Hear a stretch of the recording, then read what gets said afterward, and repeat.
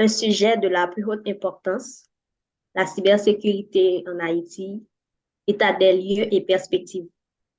Il est particulièrement encourageant Hmm. de constater cette collaboration entre acteurs clés tels que l'ATIC, ISOC Haïti, le CONATEL et la Banque mondiale pour discuter de la cybersécurité dans notre pays. La cybersécurité est devenue une préoccupation mondiale majeure et Haïti ne fait pas exception. Les cyberattaques peuvent avoir un impact significatif sur notre vie quotidienne, nos entreprises et notre économie.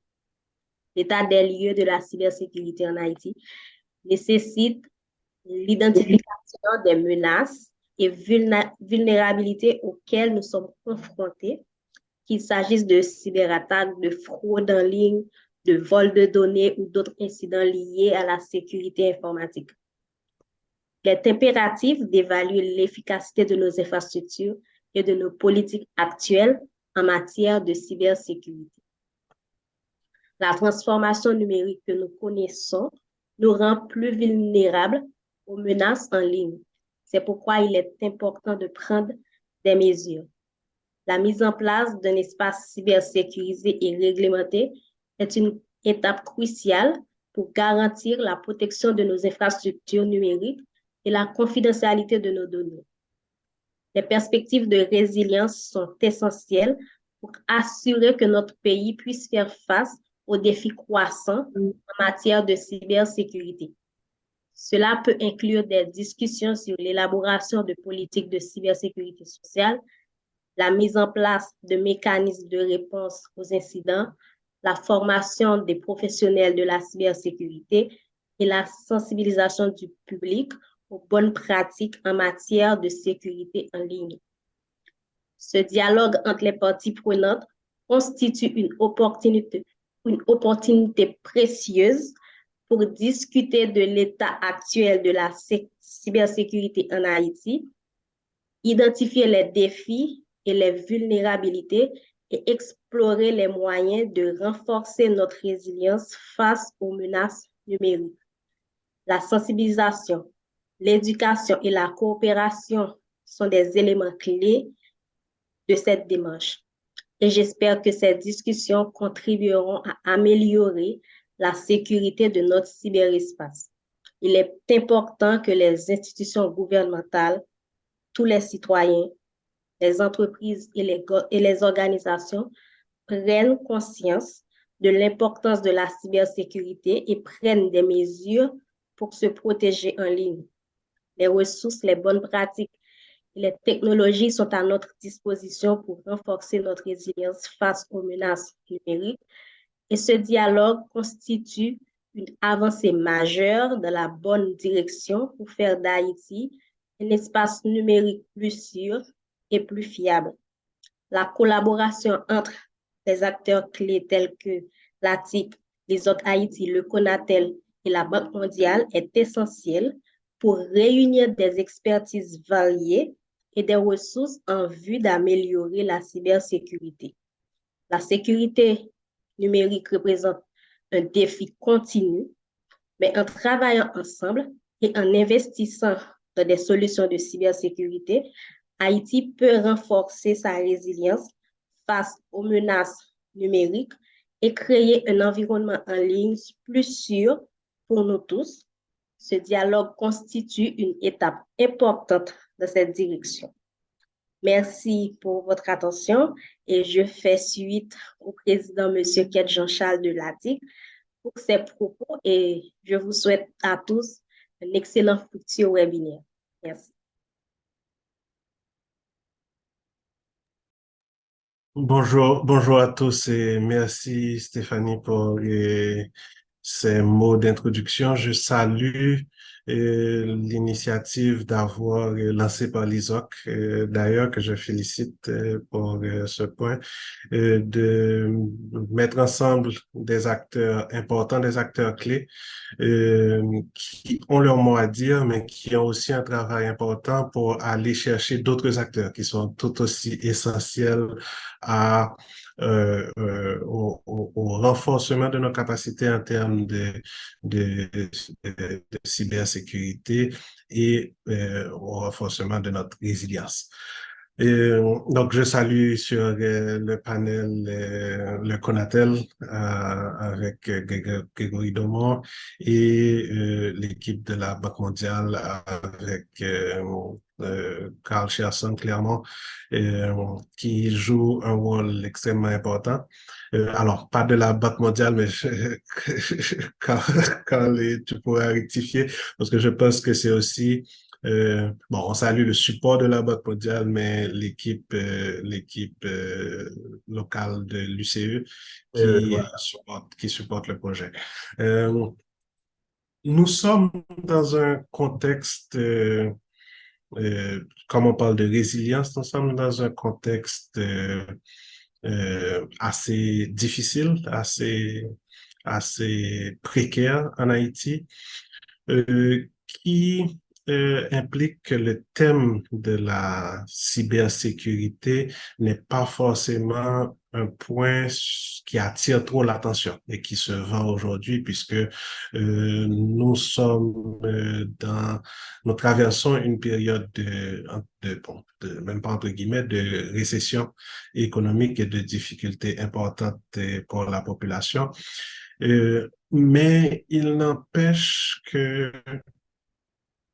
nous devons quand même nous projeter dans l'avenir. Nous devons développer cette capacité de, de, d'évaluer où nous sommes et de définir ensemble vers où nous voulons nous projeter de façon à mettre en place les conditions qu'il faut pour arriver à un lendemain plus intéressant.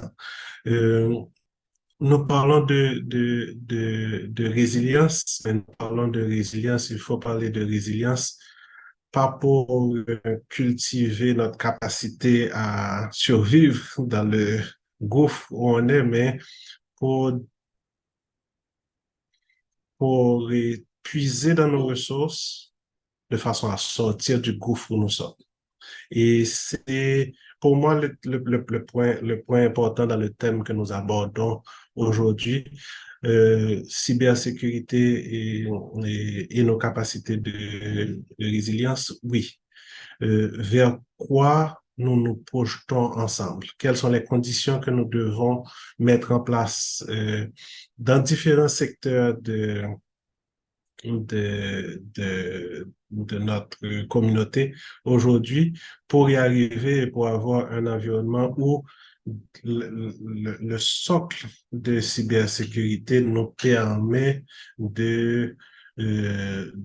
d'envisager une croissance économique, un environnement, disons, équitable et un environnement sécurisé. Je pense que nous allons avoir l'occasion dans ce panel d'en discuter plus amplement. J'attire l'attention sur le fait que la question de cybersécurité est une question extrêmement transversale qui touche pratiquement tous les domaines. Je pense que Stéphanie l'a mentionné avec l'aspect économique, l'aspect politique, l'aspect privé, l'aspect de la vie privée et l'aspect de la sécurité tout court, que ce soit au niveau national, que ce soit au niveau personnel. Nous sommes dans un carrefour où il faut tenir compte des changements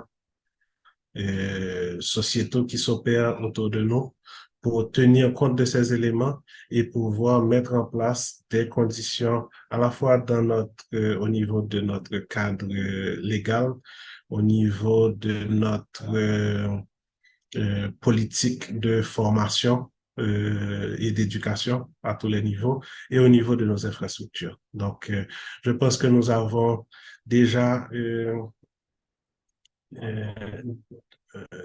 ça me rassure de voir qu'il y a déjà un noyau et qui a déjà des ressources en Haïti qui s'intéressent à la question, nous devons intéresser beaucoup plus, nous devons intéresser les secteurs de la justice et de la sécurité publique, et les secteurs de l'éducation, les secteurs de la protection sociale, à tous ces éléments, puisque nous avons besoin tous ensemble pour avoir les meilleures défenses que possible. Merci.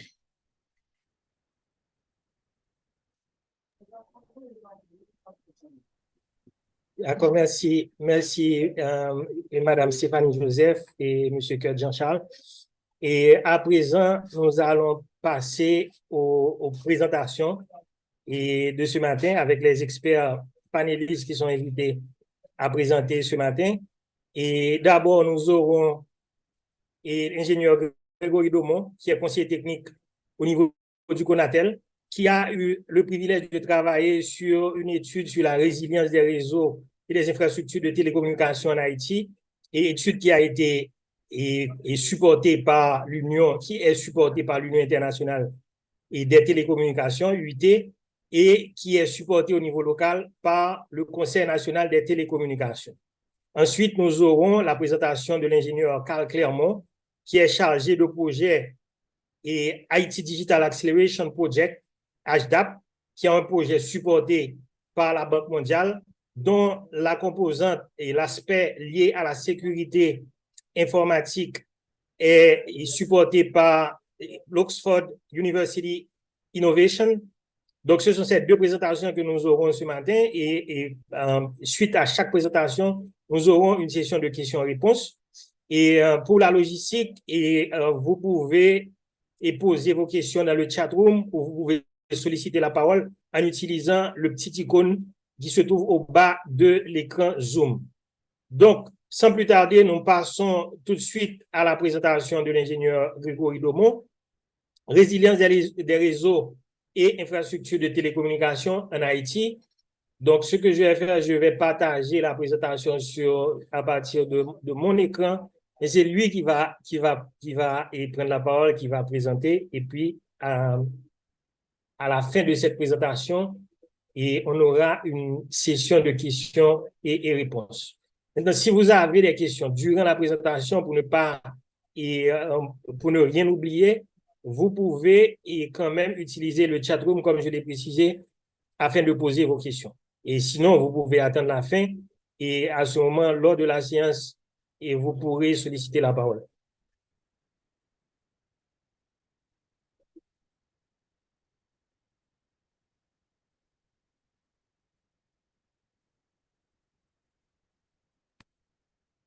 Voilà, je pense que vous voyez mon écran. Et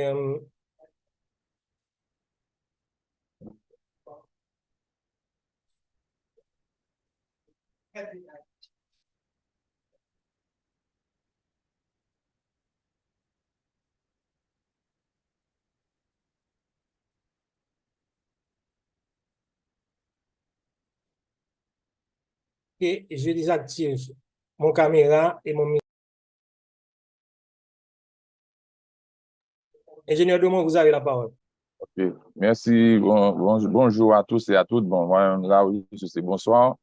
Je suis actuellement à Genève, en Suisse, pour des réunions à l'UIT. Et j'ai dû normalement rater une session pour pouvoir faire cette présentation.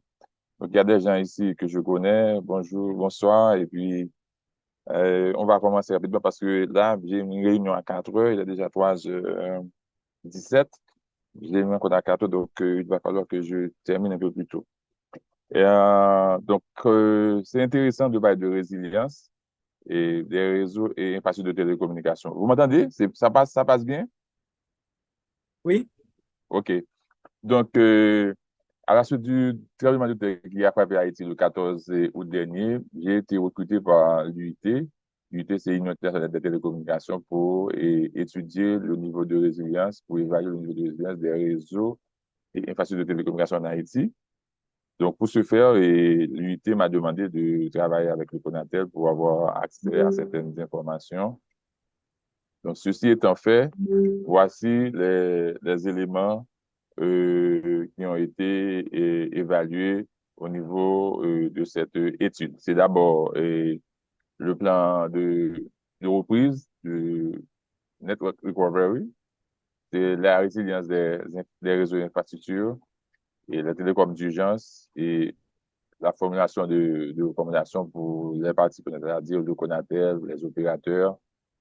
Et finalement, la dernière étape, c'était de la tenue d'un atelier pour les parties prenantes afin de partager les recommandations. Au jour d'aujourd'hui, où en sommes-nous?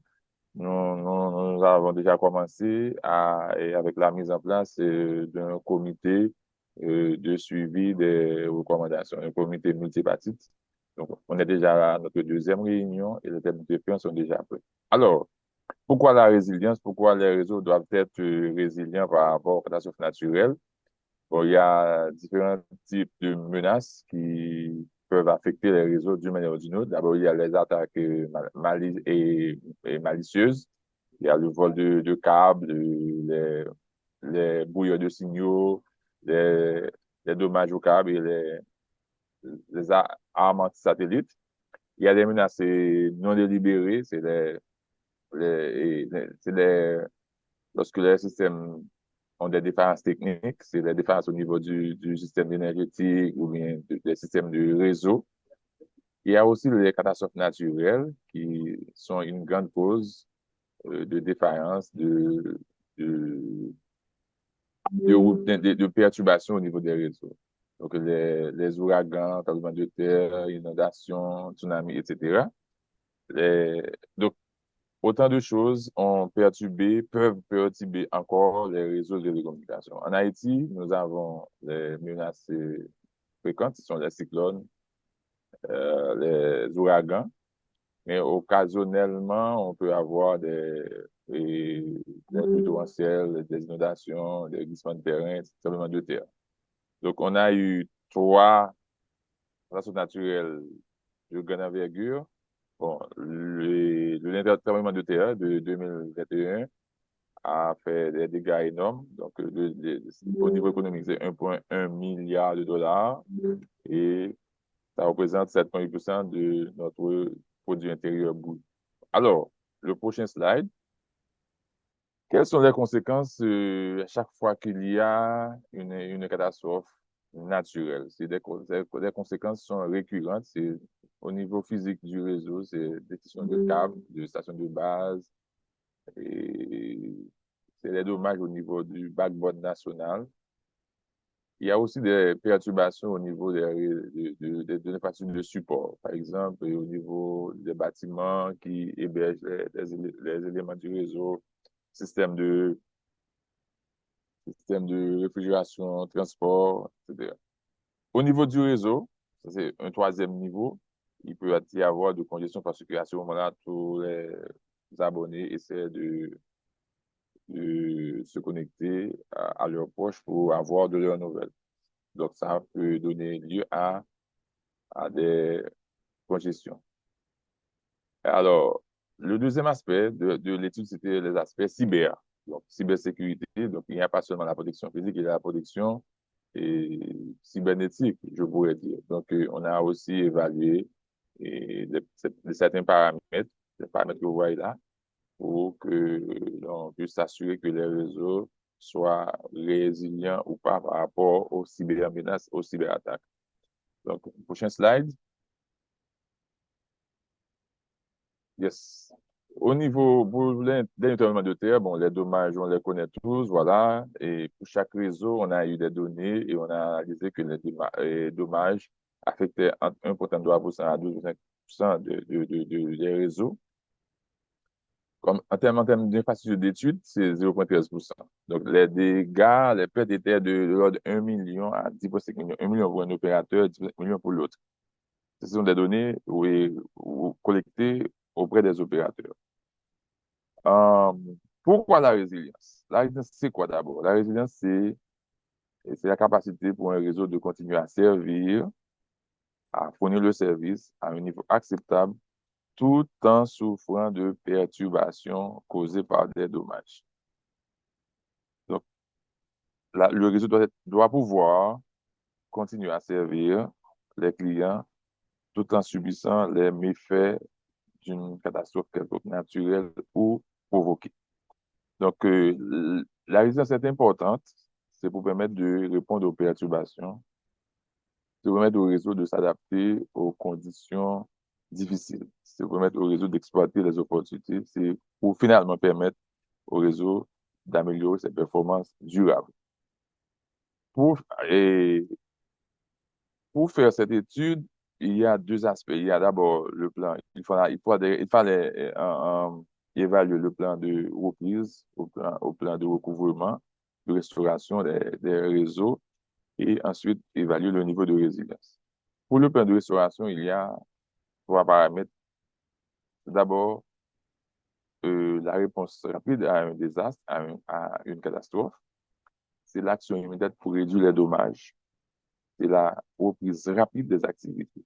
Ça, ce sont les critères fondamentaux d'un plan de restauration.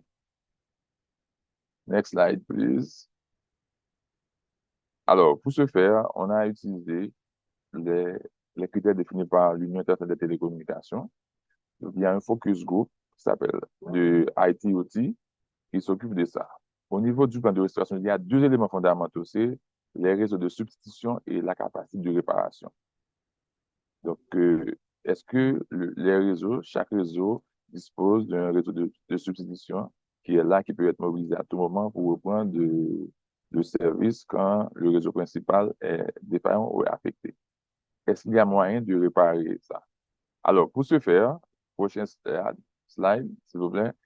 Donc, il y a un ensemble d'éléments qui ont été évalués pour chaque. Donc, ça, c'est issu de l'UT, c'est l'UT qui a défini, un groupe de travail qui a défini ces éléments suivant lesquels on doit évaluer la résilience, en fait, le niveau de reprise, ou bien le système de recouvrement d'un réseau d'éducation. Il y a 6 éléments. Il y a les satellites, le cœur du réseau, les terminaux fixes d'accès et les équipements terminaux. Il y a les terminaux d'équipement, les équipements terminaux, pardon, d'accès mobile. Il y a les accès mobiles aussi, et l'accès Internet et l'énergie électrique. Donc, pour chacun de ces éléments, un petit retour, Max. Pour chacun de ces éléments, il y a un ensemble de sous-éléments qui sont définis. Donc, par exemple, si je prends au niveau de l'énergie, est-ce que les opérateurs disposent de voitures et permettant de continuer à alimenter de voitures mobiles qui peuvent être mobilisées pour aller alimenter des sites qui sont affectés? Par exemple, au niveau du core network, est-ce qu'il y a moyen des pièces de rechange pour pouvoir réparer les équipements qui sont endommagés ou détruits? Ça, c'est un exemple. Donc, on continue. Et les résultats ont montré que les opérateurs ont pris 1 à 5 jours pour réparer, pour remettre le réseau en service après l'internement de terre qui a eu lieu en août 2021. Et l'efficacité du plan de restauration de chacun des opérateurs. Les opérateurs ont un plan de restauration, mais l'efficacité varie entre 60 et 75% pour les opérateurs mobiles et les fournisseurs d'accès à Internet. Il y a eu des recommandations formulées pour chaque opérateur. On continue. Maintenant, on aborde maintenant la résilience. On avait dit que pour le plan de reprise, il y a 2 éléments, c'est le réseau de substitution et la capacité de réparation.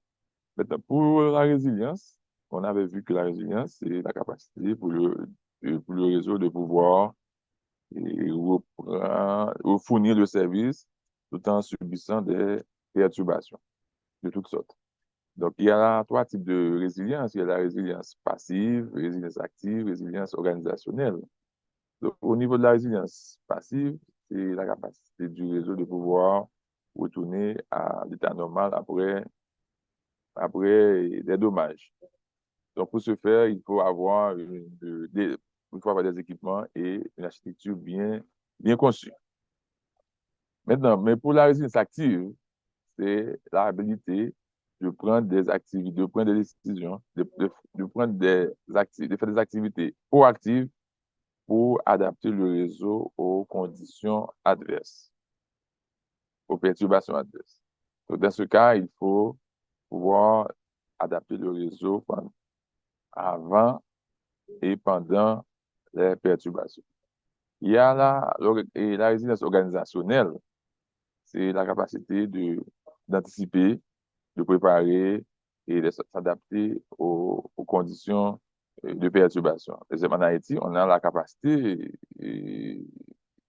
dans la résilience organisationnelle, parce que les opérateurs, ils disposent d'équipes et ils déploient des équipes dans certaines zones. Ils font ce qu'on appelle le prépositionnement. Donc, certaines équipes techniques sont prépositionnées dans le nord, dans le sud, avec des équipements.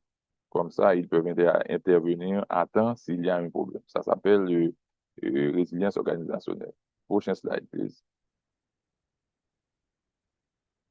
Euh, pour ce faire, il y a deux niveaux de résilience. Il y a d'abord la résilience au niveau de chaque opérateur, Digicel, Natcom, Society, etc., et les broadcasters, radiodiffuseurs. Il y a aussi la résilience au niveau national. Il y a des infrastructures qui sont partagées, donc c'est pourquoi on parle de résilience au niveau national.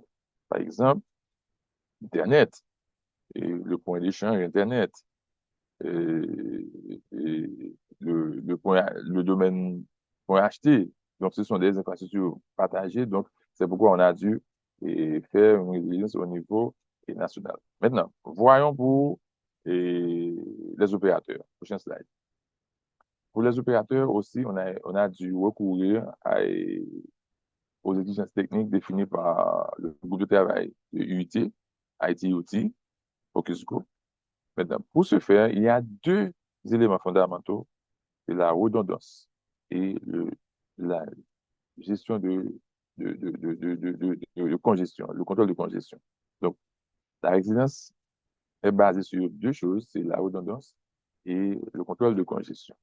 Donc, pour ce faire, j'ai envoyé des formulaires aux opérateurs, aux régulateurs. Et il y a eu aussi des interviews. Ils ont expliqué leurs soucis, leurs défis, et ce qu'ils ont, ce qu'ils n'ont pas, ce qu'ils veulent avoir, leur projet. Donc, à partir de ça, on a pu collecter certaines informations. Alors, c'est le formulaire, le questionnaire qui a été soumis, c'est un des questionnaires qui a été fourni à la Digicel Natcom en fonction des informations reçues.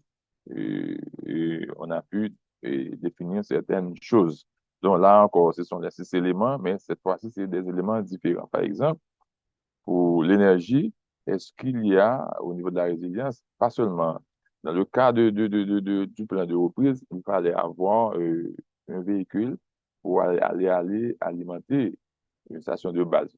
Mais dans ce cas, est-ce qu'au niveau de chaque station de base, il y a une génératrice de secours? Aussi, est-ce qu'il y a des batteries? Par exemple, est-ce que au niveau des points d'échange, il y a moyen, est-ce qu'il y a une distribution des points d'échange? Est-ce que les points d'échange ne sont pas localisés au même endroit? Si jamais cet endroit est détruit, est-ce que le pays ne sera pas privé de moyens de télécommunication? Est-ce qu'il y a des téléphones IP qui peuvent fonctionner sur Internet, indépendamment du réseau de Digicel, ou bien de Natcom? Est-ce qu'il y a moyen de transférer les appels vocaux vers des systèmes de messagerie en cas de saturation des capacités de communication vocale? Donc, autant de questions. Est-ce qu'il y a des moyens aussi de réparer? Est-ce qu'il y a moyen d'augmenter la capacité des routeurs, des switches pour pouvoir écouler plus de trafic? Ça, c'est autant de questions. Alors, next slide, please. Donc, il y a eu des indicateurs qu'on a aussi pris en compte et c'est, par exemple, disponibilité et stabilité des stations terriennes, du câble sous-marin, et du dernier kilomètre, c'est-à-dire la connectivité, et aussi la qualité de service, le niveau des débits et latence pour atteindre les serveurs critiques, et aussi quelques éléments de l'écosystème Internet Donc, on a passé tout ça à relever avec des formulaires assez développés. Next slide, please. Donc, comme résultat, on a trouvé que au niveau global, au niveau du pays, on a eu 60-80% pour les opérateurs mobiles et les ASP. Il y a eu aussi des recommandations pour ces opérateurs. Prochaine slide, s'il vous plaît. Maintenant, le sous-secteur de la redivision n'était pas laissé pour compte. Donc aussi, on a analysé le système de reprise pour ce sous-secteur et le niveau de résilience. Bon. Et on sait que la situation n'est pas trop rose pour ce sous-secteur parce que ils n'ont pas les moyens d'avoir un système de reprise. Donc finalement, on a trouvé que, parce que les éléments sur lesquels on les a évalués, maintenant, au final, on a vu que très peu, prochaine slide, s'il vous plaît, très peu de stations de radio ont la capacité de reprendre des activités après une catastrophe, après avoir été atteint d'une catastrophe. Donc, c'est 10% environ. Il y a des recommandations pour ce sous-secteur aussi. Maintenant, ça c'est au niveau du plan de reprise. Maintenant, au niveau de la résilience. Pour la résilience, on a aussi vérifié au niveau de studio, au niveau du système de transmission, au niveau de l'énergie électrique, également au niveau des bâtiments qui logent les équipements de gaz. Donc, là encore, il y avait environ 5% qui peuvent offrir un certain niveau de résilience, une résistance, si je peux dire ça, aux catastrophes naturelles. Prochain slide, s'il vous plaît. Donc, 5% des stations de radio, bon, particulièrement à Port-au-Prince, qui peuvent continuer à fonctionner lors des catastrophes si elles sont frappées par une catastrophe. Prochain slide, si vous... OK. Bon. L'énergie électrique, c'est encore un autre souci. Donc là, on a dû regarder pour tous les acteurs, toutes les parties prenantes, est-ce qu'il y a des génératrices de secours, est-ce qu'il y a des sources d'énergie fiables, est-ce qu'il y a des génératrices sur roue, est-ce qu'il y a des stocks de carburant stocké quelque part, est-ce que les opérateurs utilisent l'énergie renouvelable, est-ce qu'ils ont une stratégie, par exemple, de faire le transfert de 4G vers 2G quand il y a une rareté de carburant, par exemple. Il y a 4G consomme plus d'énergie que 2G. Donc, dans ce cas, il faudrait, quand il n'y a pas suffisamment d'énergie, est-ce qu'il y a un moyen de faire un switch de 4G vers 2G rapidement? Maintenant, c'était au niveau de chaque opérateur. Maintenant, au niveau national, l'UT a défini les critères suivant lesquels il faut évaluer les nets au niveau national. Donc, comme vous voyez, c'est Country Level Internet Resilience. Donc, d'abord, le premier critère, c'est Network or ISP Resilience. D'abord, c'est au niveau de la liaison, qualité de service, et au niveau du domaine name server DNS. Et ensuite, au niveau de l'intrusion, au niveau de la détection d'intrusion. Ça, c'est le premier élément, le premier pilier. Le deuxième pilier, c'est la résilience des infrastructures critiques. Et l'énergie électrique, le câble, là, je parle de la fibre optique, de la dorsale nationale, du réseau de transmission, et le nombre de points d'échange Internet, et comment est le top level domaine, le domaine.ht. Le troisième niveau, c'est le niveau de congestion, de saturation du marché. Est-ce que les gens peuvent accéder aux services? Combien de gens ont accès au débit, etc. Donc, prochain slide, s'il vous plaît. Pour chacun de ces éléments-là, il y a un ensemble de sous-éléments qui sont pris en compte. Par exemple, au niveau de l'infrastructure, il y a les points, les stations terriennes, les exit points, ces stations terriennes, et le nombre de personnes à portée de 10 km, la couverture, la gestion du spectre, nombre de data centers, nombre de points d'échange Internet. Au niveau de la performance, il y a la vitesse en mode fixe, en mode mobile, la latence. Au niveau de la sécurité, c'est ce qui vous intéresse le plus. C'est est-ce qu'il y a de la sécurité au niveau du trafic web? Est-ce qu'on a déjà adopté le IPv6? Est-ce qu'on a déjà validé le DNS sec? Est-ce qu'on est protégé contre DDoS? Donc, il y a un ensemble d'éléments sur lesquels on évalue l'aspect sécuritaire. Pour pas encore, Max, OK. Pour la préparation du marché, c'est d'abord, comme j'avais dit tantôt, c'est est-ce que les gens ont les moyens pour accéder aux services, accessibilité financière, et est-ce qu'il y a diversité au niveau du marché, combien de utilisateurs utilisent le domaine pour acheter, est-ce que la gouvernance électronique se développe, et comment est le peering au niveau du point d'échange. Prochain slide, s'il vous plaît. Donc, ces données sont fournies par différentes entités. Il y a la Banque mondiale, et BID et UIT qui fournissent les données là. Donc, ce sont des données qui datent de 2022, oui, 2022. Donc, probablement, il peut y avoir un changement, mais ce sont des données, ce n'est pas des données fabriquées par moi-même, c'est des données calculées par la Banque mondiale, UIT et BID. Si vous consultez leur site, vous allez voir ça. Prochain slide, s'il vous plaît.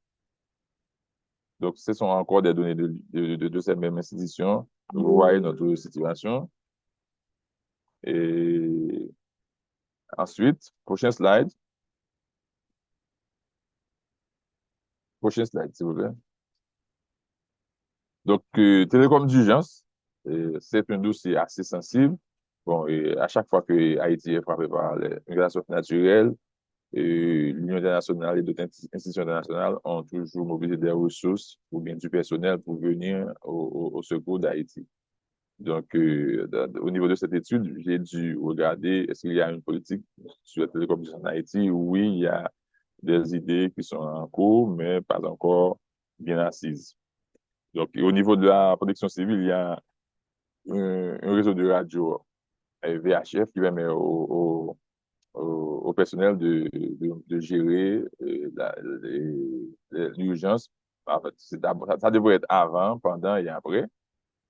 Et au niveau du canal, il y a des téléphones satellitaires qui sont disponibles, qui peuvent être activés à tout moment pour aider les équipes de secours.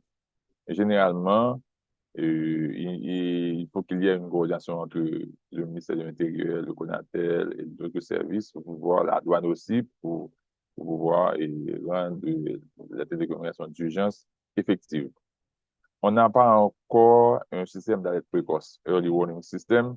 Bon, et il y a un embryon, mais le niveau nécessaire n'est pas encore disponible en Haïti. Au niveau international, qu'est-ce qui est fait? Généralement, l'UIT envoie des téléphones satellitaires aussi avec des beacons. Ce sont des terminaux qui peuvent permettre un accès à Internet. Et il y a ETC, c'est une structure du programme alimentaire mondial, ETC et Emergency Telecommand Cluster, GSMA et d'autres organisations qui envoient généralement des équipes de télécommunication pour pouvoir venir aider les équipes de secours sur place. Ce qui nous retient maintenant, c'est la convention de Tampere. C'est une convention initiée par l'UIT. Cette convention permet deux choses. Premièrement, c'est de pouvoir passer la douane avec des équipements de télécommunication pour venir aider un pays.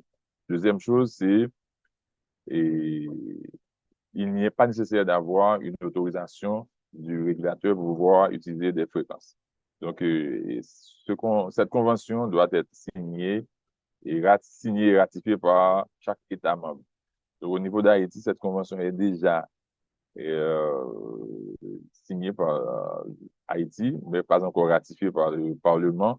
Parce que ça, ceci permettra à n'importe quelle institution intéressée de pouvoir venir avec des équipements de télécommunication sans avoir l'autorisation du CONATEL et de les déployer avec certainement des fréquences et pour aider les équipes de secours.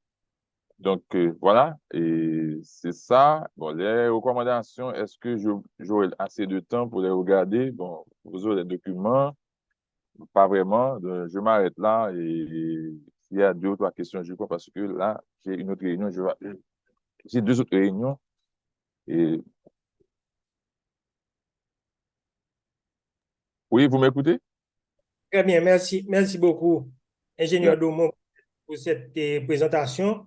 Et je regarde rapidement dans le chat room. On n'a pas de questions dans le chat room. Est-ce qu'il y a des personnes au niveau de l'assistance qui souhaiteraient poser des questions à ingénieur Domo? S'il y a des questions pour ingénieur Domo, vous pouvez soit solliciter la parole ou bien vous pouvez écrire votre question dans le chat room. Alors, j'ai une question pour toi, ingénieur Domon. Dans votre présentation, vous avez parlé de catastrophes naturelles, vous avez parlé des différents acteurs, les parties prenantes.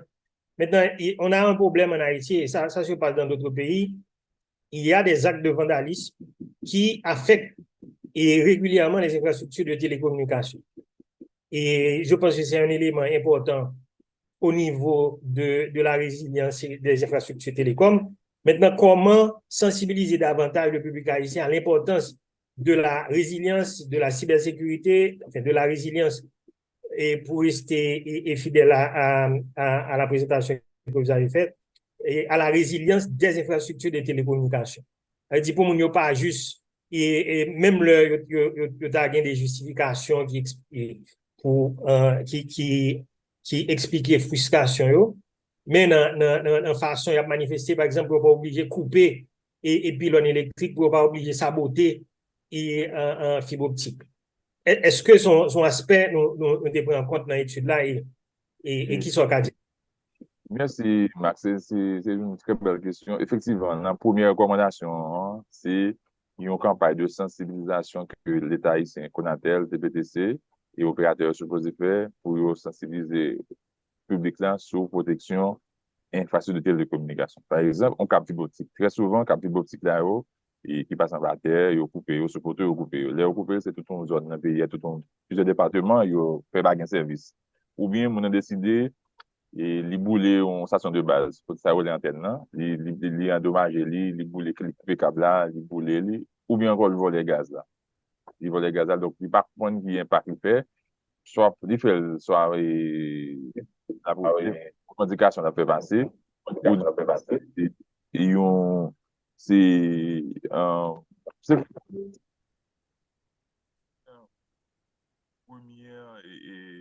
première recommandation dans le rapport, qui est un rapport de 112 pages, que l'UIT pour le publier dans le juin 2020. C'est une campagne de sensibilisation que CONATEL, ministère de PTC, avec opérateurs supposés faire pour sensibiliser les gens, pour protéger l'infrastructure. C'est pour lier le service, ça c'est un bagage qui est crucial. Et c'est une recommandation qui est dans les 3 premiers mois. OK, merci Greg. Alors, au pas de présenter, on dit ça, au pas de présenter ensemble de recommandations pour différents parties prenantes. Donc, oui, donc question de Arwin Mathurin qui m'a dit, est-ce que les compagnies ont un plan de gestion d'incidents? Si oui, est-ce que c'est mis à jour régulièrement? Moi, ces questions, ça, c'est pour vous, mais c'est peut-être Carl une possibilité d'élaborer sur les tout. Et dans l'étude côté faire, qui sont tes joints? Oui, yo gen ni, mais il pas dans niveau supposé. Il pas ni élément. C'est ça déjà, il est en 70%. On avait dit qu'il c'est 70%. Mais il comme ça, il pas arrivé pour que supposé. Il manque des éléments. Pas bon. Il y a rien d'intéressant, c'est que yo gen quelques web visitation on wheel. Yo gen quelques stations de base de caoutchouc. Yo ka déployer n'importe là Ils tombent en côté, ils vont déplacer. Donc, il y a des véhicules qui sont énergie, qui sont capables de transporter l'énergie, c'est-à-dire sur les générateurs on wheel, les générateurs sur roue, ça. Mais il n'y a pas ni en quantité, ni en qualité, il n'y a pas gain toute bagaille, mais il y a gain en partie. D'accord. Merci. Une question de Bourg de 0. Est-ce que étude là est faite au niveau des infrastructures des banques? Non, c'est Télécom, on connaissait UT qui recommande cette étude-là, c'est au niveau seulement télécommunication, c'est-à-dire opérateur de téléphonie, une accès Internet, avec opérateur de radiodiffusion, avec éléments dans l'écosystème Internet. Là, par exemple, on va là avec vous pour point d'échange là, pour domaine HTA, on va là avec nos guerriers, etc. Donc, c'est au niveau télécom que l'ITD n'est pas dans le niveau. Mais pas oublier aspect informatique, moi, je prends autour cybersécurité, par exemple, et un ensemble de paramètres cybersécurité que nous avons donnés là dans le rapport. Est-ce que dans l'étude côté fait, c'est une question de Boris Antoine, où nous avons abordé question qui est aspect légal et cybersécurité? Encore une fois, je pense que Carl, on a petite question ça pour Carl et Boris. D'accord, Carl a abordé des questions ça. Et une question de Berg, Hyacinthe, on pourrait envisager une autorisation d'urgence au lieu de sans autorisation du CONATEL pour éviter le chaos des ONG. Je pense que remarque ça, son remarque plus qu'en question, mon capable de rebondir sur lui. Oui, justement. L'aspect importation, équipement, et pour télécom urgence. Ok, ça. Et convention tempérée, parlons de Jean Pifort. Parlons de Jean Pifort.